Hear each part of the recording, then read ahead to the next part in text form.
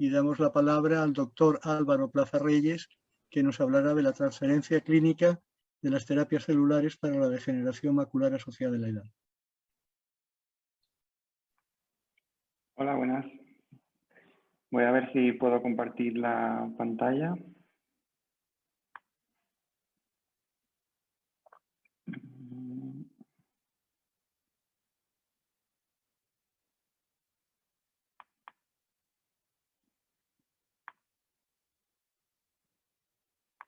¿Podéis ver mi presentación? Muy bien. Pues empiezo.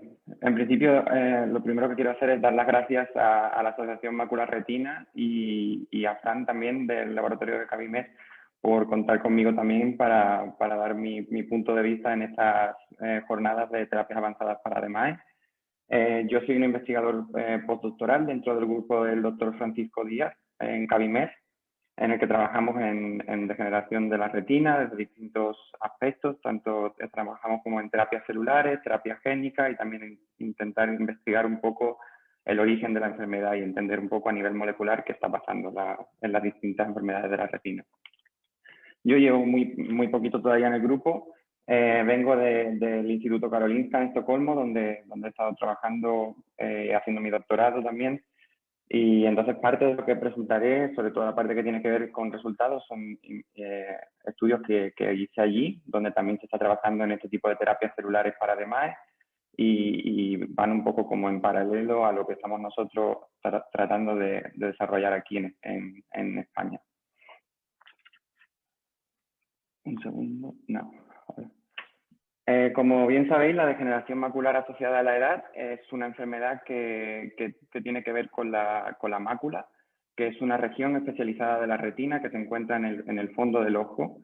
Dentro de la mácula podemos discernir distintos tipos celulares especializados. Por ejemplo, tenemos distintos tipos de neuronas, como las neuronas ganglionares o células ganglionares, que se encargan de recoger toda la información sensada por las distintas células y neuronas de la retina y transmitirla al cerebro. Además tenemos otras neuronas como las amacrinas, bipolares, horizontales. Luego tenemos unas células que quizás sean las más importantes de la retina, que son las encargadas de realizar la función visual, los fotorreceptores. Y debajo de los fotorreceptores tenemos unas células que se conocen como epitelio pigmentario de la retina o EPR, que tienen funciones muy importantes a la hora de mantener el correcto funcionamiento de la retina, sobre todo en mantener la función de los fotorreceptores. Además, este epitelio pigmentario de la retina, junto con una membrana que se encuentra por debajo del epitelio, la membrana de Brooks, forman lo que se conoce como la barrera hematorretiniana, que impide el paso de los vasos capilares del coroides a la retina. En la degeneración macular asociada a la edad existen dos tipos, podemos distinguir la enfermedad en dos tipos, húmeda y seca. Ambos tipos se caracterizan por la aparición en un principio de lo que se conocen como drusas, que son unos depósitos de material de desecho de color amarillento que se localizan en el espacio subretiniano, por debajo del RP o EPR. La diferencia entre esos dos tipos de enfermedad es que en la DMAE húmeda lo que tenemos es un crecimiento anormal de los vasos sanguíneos del coroides que terminan invadiendo la retina y destruyendo el EPR en lo que se conoce como un proceso como neoangiogénesis o neovascularización. En la DMAE seca no tenemos neovascularización, los vasos sanguíneos no invaden la retina, pero ocurre una degeneración del EPR por causas mixtas, como ya hemos ido viendo a lo largo de estas jornadas, tanto genéticas como ambientales. En ambos casos, lo que importa es que esta degeneración o disrupción del EPR lo que produce finalmente es la muerte de los fotorreceptores, que en última instancia es lo que produce en los pacientes esta discapacidad visual. La DMAE húmeda es el tipo de enfermedad quizás menos frecuente, solo un 10 o un 15% de todos los pacientes con DMAE presentan DMAE húmeda, y las buenas noticias es que para esto sí que tenemos un tratamiento disponible que es más o menos efectivo, que se trata de inyecciones intravítreas que controlan esta neoangiogénesis y la mantienen un poco a raya. En el caso de la DMAE seca, que es la que es más frecuente, hasta el 90% de los casos de DMAE tienen DMAE seca, no tenemos un tratamiento efectivo y por eso es por lo que muchos grupos como nosotros tratamos de investigar y encontrar una terapia alternativa que sea efectiva para estos pacientes. Puesto que el epitelio pigmentario de la retina es el primer tipo celular que se ve afectado durante la DMAE y además sabemos que tiene funciones muy importantes en mantener la homeostasis o el correcto funcionamiento de la retina, diversos grupos en todo el mundo se han planteado la posibilidad de restaurar el epitelio pigmentario de la retina afectado durante la DMAE con epitelio pigmentario sano. Una de las formas de las que podemos obtener epitelio pigmentario sano para trasplantar es a partir de células madre pluripotentes. Como bien sabréis, las células madre pluripotentes vienen en dos formas. Por un lado tenemos las células madre embrionarias, que son aquellas que se obtienen de embriones humanos que se descartan nuevamente por exceso en tratamientos de fertilidad. Aquellas parejas que saben que no van a utilizar sus embriones, en vez de descartarlos, pues muchos de ellos optan por donarlos a la ciencia y a partir de ahí se pueden establecer líneas de células madre embrionarias con potencial en medicina regenerativa. Además, tenemos también las células madres pluripotentes inducidas, que son las que utilizamos aquí en Cabimer. Estas son un tipo de células madres que se obtienen de reprogramar químicamente, añadiendo unos factores de transcripción o genéticos a células que ya están diferenciadas y que se obtienen de biopsias de donantes sanos, por lo general. En ambos casos, estas células madre pluripotentes, mediante procesos que se conocen como protocolos de diferenciación, son capaces de diferenciarse en epitelio pigmentario de la retina, en un epitelio pigmentario de la retina que sería sano y relativamente joven y que podría utilizarse en trasplante. Pero claro, desde que establecemos este EPR derivado de células madre hasta que lo podamos utilizar en pacientes con DMAE, hay una serie de obstáculos o niveles que tenemos que ir superando para que esta terapia pueda llegarse a considerar segura y efectiva en la clínica. Podemos plantearnos eso como una carrera de obstáculos en la que tenemos distintas vallas que saltar o sortear hasta llegar al ensayo clínico en pacientes. El primero de los obstáculos sería encontrar una forma de producción de estas células que sea definida y libre de xenocomponentes. Ahora voy a hablar un poco más del tema y explicaré a lo que me refiero. La segunda, que esta forma de producción sea también robusta y escalable. Queremos que sea una producción muy eficiente y que nos permita producir una cantidad considerable de células para tratar al mayor número de pacientes posible. Que además sea potencialmente inmunocompatible, por lo que evitaríamos el rechazo del trasplante y además también evitaríamos el uso de medicamentos inmunosupresores a largo plazo. Además, una vez que tengamos todos estos obstáculos sorteados, tenemos que asegurarnos que la producción de estas células se produce de forma en calidad clínica o en grado clínico, lo que se conoce como GMP. Y además, justo antes de poderse utilizar en los primeros pacientes en los ensayos clínicos, tenemos que demostrar que el EPR es seguro y tiene un nivel de pureza alto, y esto se hace en ensayos preclínicos, por lo general con animales. Hablando de la primera valla a sortear, que es la producción definida y libre de xenocomponentes, esto se refiere a que hasta ahora la mayoría de las estrategias de diferenciación de EPR y muchos otros tipos celulares que vienen derivados de células madres utilizan componentes no definidos. No definidos quiere decir que no se sabe la composición exacta. Entonces podría haber variaciones entre un lote y otro de producción. Y además muchos de estos compuestos que se utilizan en la diferenciación de EPR proceden de animales y esto puede limitar un poco la traducción clínica de las células, ya que el utilizar componentes procedentes de animales aumenta el riesgo de rechazo del trasplante, ya que estaríamos introduciendo proteínas animales en nuestro producto que vamos a trasplantar en pacientes. Además, tienen un riesgo también por posible presencia de virus zoonóticos o por presencia de agentes infecciosos que son difíciles de detectar, como el caso de los priones. Y, como ya he mencionado, también aumenta mucho la variabilidad entre lotes, que es algo que no queremos. Una vez que tenemos un método de producción, queremos que sea lo más reproducible posible y que siempre se produzca con la misma calidad y que llegue a todos los pacientes por igual.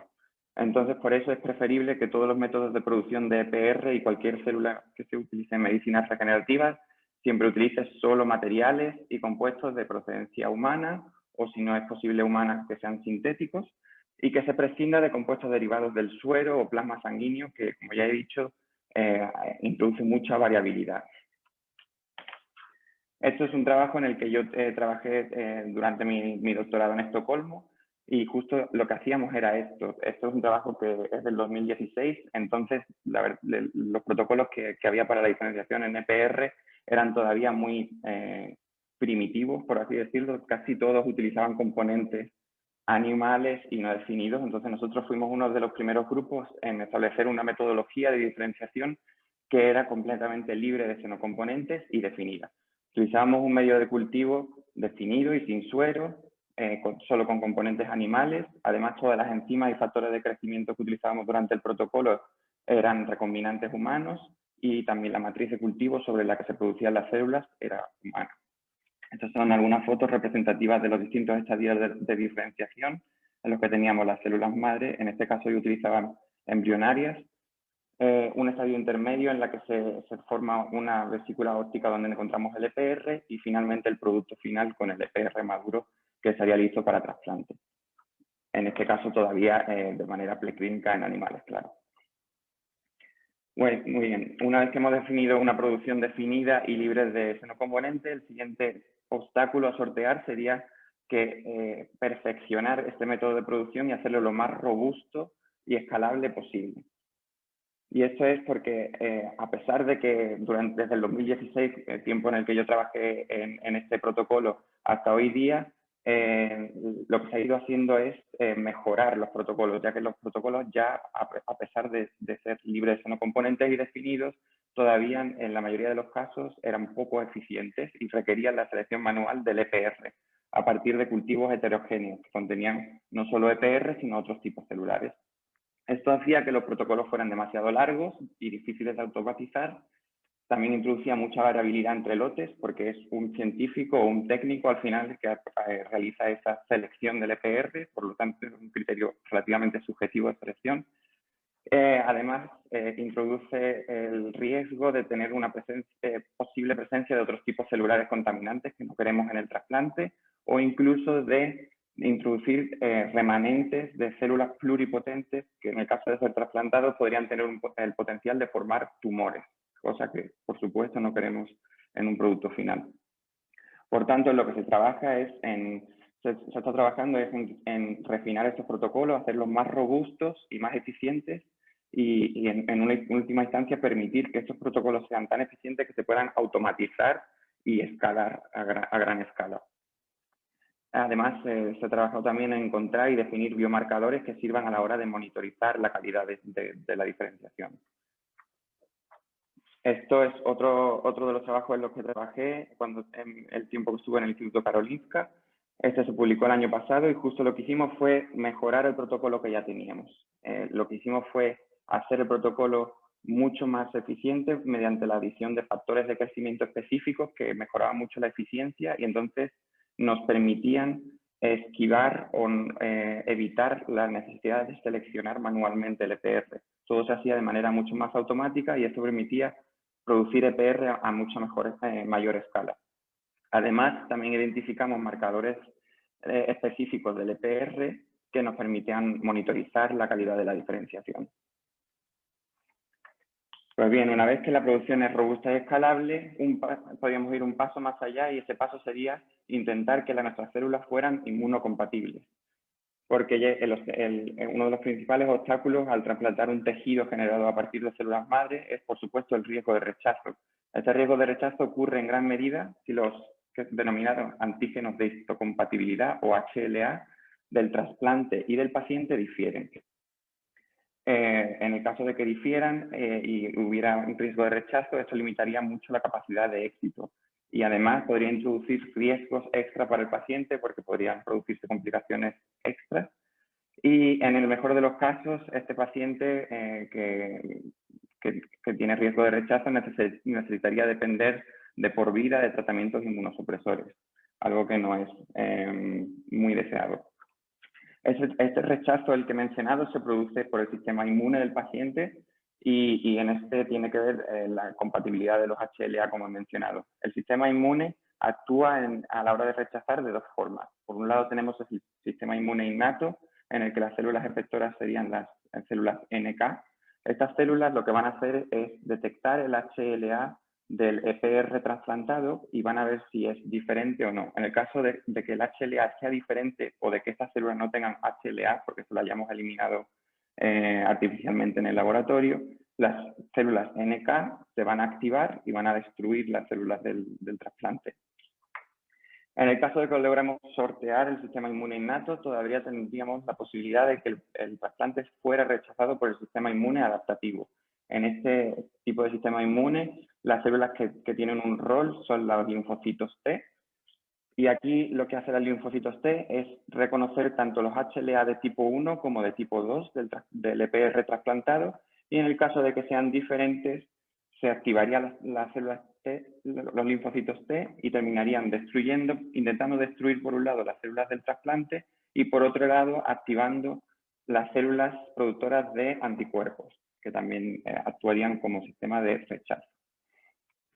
Entonces, ¿cómo evitamos ese riesgo de rechazo? Hoy en día existen dos corrientes o formas de encontrar una solución a este tipo de problemas. Por un lado, tenemos la posibilidad de establecer lo que se conoce como haplobancos de células madre IPS. ¿Y esto qué es? Pues esto es que bastaría en encontrar entre toda la población, hacer como un screening o un barrido e intentar identificar donantes que tengan HLA homocigotos que correspondan a los HLA más frecuentes de la población. Con esto haríamos una especie de banco de muestras con muestras de biopsia de estos pacientes de HLA homocigoto. Estas muestras las reprogramaríamos en el laboratorio para producir células madre pluripotentes IPS, y esas células que ahora tendrían los HLA más frecuentes de la población se podrían utilizar para producir, por ejemplo, EPR que se podría trasplantar en pacientes y presentar un menor riesgo de rechazo. Esto de hacer haplobancos de HLAs homocigotos y compatibles con la mayoría de la población es algo que ya se utiliza en trasplantes de células hematopoyéticas, como por ejemplo cuando los bancos de donantes de médula.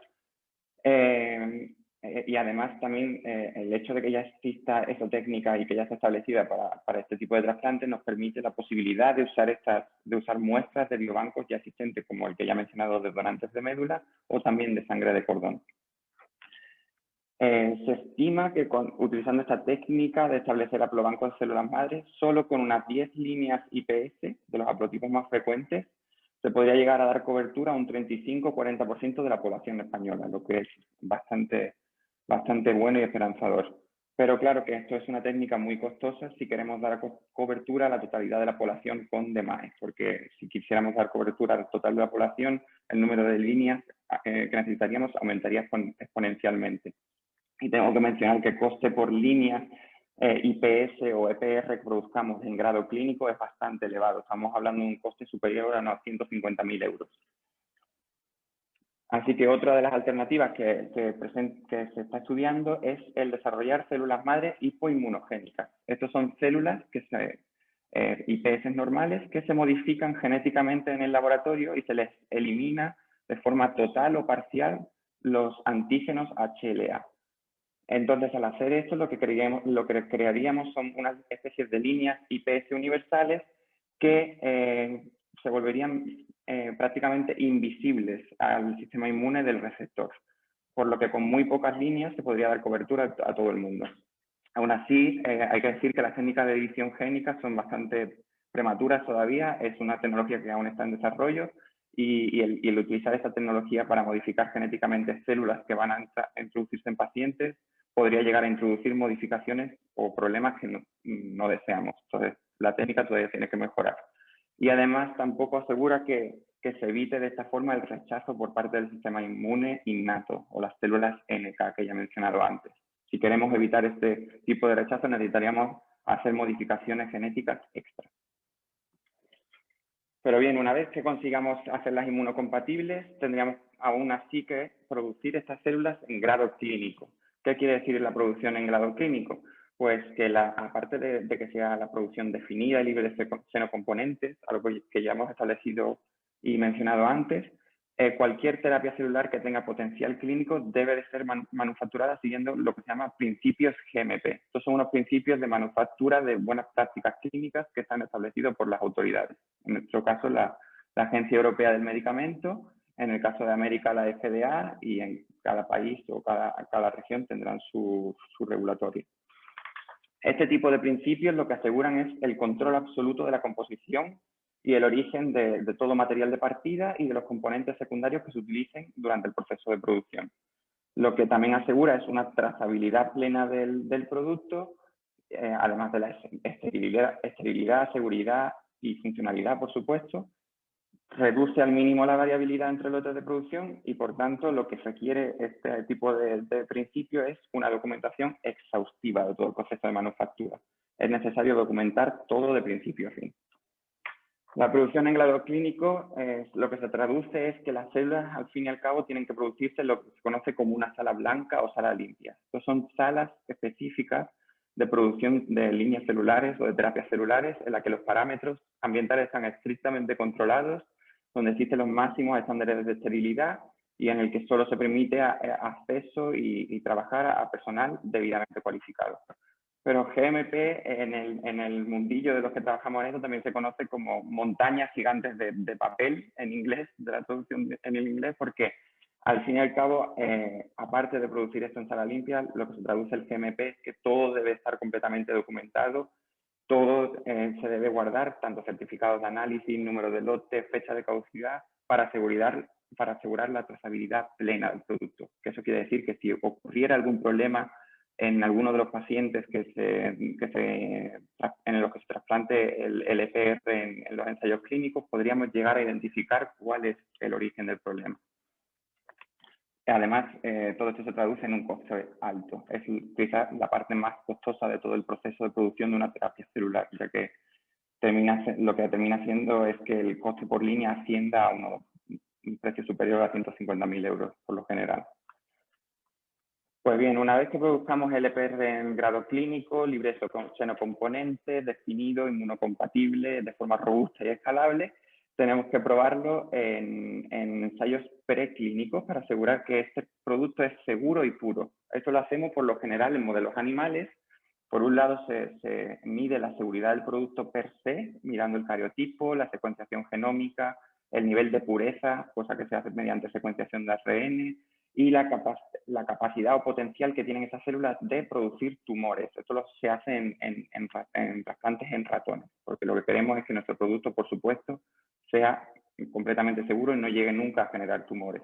Además, se hacen estudios de biodistribución para ver si las células tienen el riesgo de viajar o de migrar a otros órganos, cosa que tampoco sería deseable en un producto final.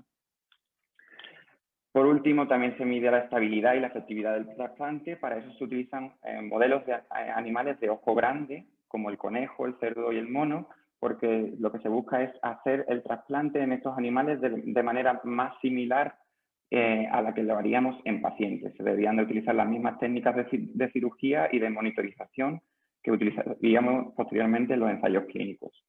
Así se mide con esto el potencial de integración de las células. Somos también capaces de estudiar si el trasplante es capaz de sobrevivir a largo plazo y en algunos casos incluso se puede medir si el trasplante tiene alguna función terapéutica. Pues bien, si llegamos a sortear todos estos obstáculos, estaremos ya listos para hacer la primera aplicación de las células en pacientes, y esto sería la aplicación en los ensayos clínicos en fase 1 o 2 o 1-2A, que es lo que más comúnmente se hace y de los que ya hemos mencionado en el día de ayer durante las jornadas. Pues, como conclusión es esto: la producción, quería que calara, es que la producción en grado clínico de EPR derivado de células madre es ya una realidad. Hay varios grupos trabajando en el mundo en esto, e incluso ya hay algunos grupos que han iniciado ensayos clínicos. También quería que calara que cualquier terapia celular con aplicabilidad en pacientes siempre debe de producirse de forma definida, libre de xenocomponentes. El protocolo de producción debe ser robusto y eficiente para permitir la escalabilidad y minimizar la variabilidad. se debe hacer siguiendo las prácticas GMP de manufacturación y además existe la posibilidad de reducir el riesgo de rechazo hoy en día mediante la implementación de haplobancos de IPS o el uso de células madre modificadas genéticamente o células hipoinmunogénicas. Por último, también decir que antes de ser usada en pacientes, toda terapia celular debe ser testada en ensayos preclínicos en animales, por lo general, que demuestran su seguridad y estabilidad. Y cosas que aún quedan por resolver y en las que muchos grupos como nosotros estamos trabajando es en saber que, por ejemplo, qué será más efectivo, si el trasplante de EPR en suspensión, como ya hacen muchos grupos, o en forma de bioparche, como estamos intentando investigar aquí en Cabimer, o si el trasplante de bioparches con varias capas de células como EPR y fotorreceptores podría aportar, además de un frenado del progreso de la enfermedad, también una mejoría visual en pacientes, si se podría llegar a combinar el uso de terapia génica y celular para mejorar la efectividad de los trasplantes, y por último, qué estrategia se acabará imponiendo a la hora de reducir el rechazo de los trasplantes, si el uso de haplobancos o el uso de IPS hipoinmunogénica. Pues eso es todo lo que quería hablar hoy. Simplemente dar las gracias de nuevo a la Asociación Macular Retina, al grupo de Francisco Díaz Corrales y todos los componentes con el que trabajo ahora, y también a mis grupos anteriores en el Instituto Karolinska y en el Hospital del Ojo de Estocolmo, en el que desarrollé mi tesis y también un año de postdoctorado y del que os he presentado algunos resultados hoy. Muchas gracias a todos.